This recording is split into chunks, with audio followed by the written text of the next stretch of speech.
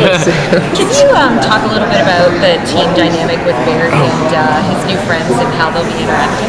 Yeah, I mean, one thing we were able to do on this show that we weren't on Arrow, because so much of it was keeping his secret, was really give him a group at the outset. The original design for the Star Labs gang was, if we're going to be really dealing with sci-fi elements on the show, having a group of characters that make that fun to discuss and have conversations about for the audience.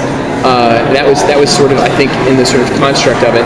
And then you also knew that, for me, part of the fun of the character was we talked a lot about the right stuff and that film, and sort of as they were learning the power of these rockets and trying to send a man into space, here we have a guy who can break the sound barrier when he runs, and he's this jet, he's sort of this human jet. So all of the science of him or like you think about like Apollo 13 or something, like those kind of movies where it's like putting that kind of stuff together. That's kind of the fun stuff, I think, for the team.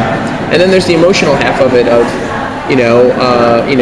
none of them necessarily signed up for this, and yet here they are, and they went from being sort of like working at a mixture of Steve Jobs and Elon Musk, and now they're kind of they're all persona non grata, working at a place that's kind of defunct, helping out a guy who wants to be a superhero, so there's that kind of element. And then there's the crime element, which Joe brings in, and they're dealing with real criminals, and so there's all sorts of fun, I think, to be had and all that.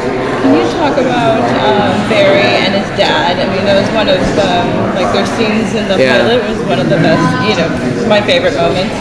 Can you talk about how that thread will continue throughout the season? Yeah, I mean, his father's innocence, and now Joe is.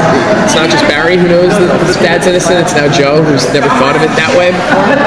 And here he's a guy who's sort of like really, when he sets his mind to crack a case, he's going to crack a case.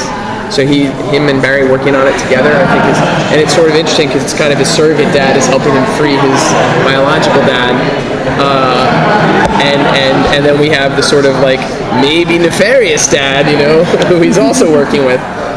So we always think sort of like we talk a lot about how Barry kind of has many fathers, like a real athlete or something, have different coaches, and so the pursuit of what really happened that night. And I don't think Barry could ever experience a more joyful moment than his father walking out of that cell. And we hope even in the outset some really interesting ways to keep that story going and to keep, what's it like when or does his dad, his real dad, his biological dad, see the Flash for the first time? What's that like?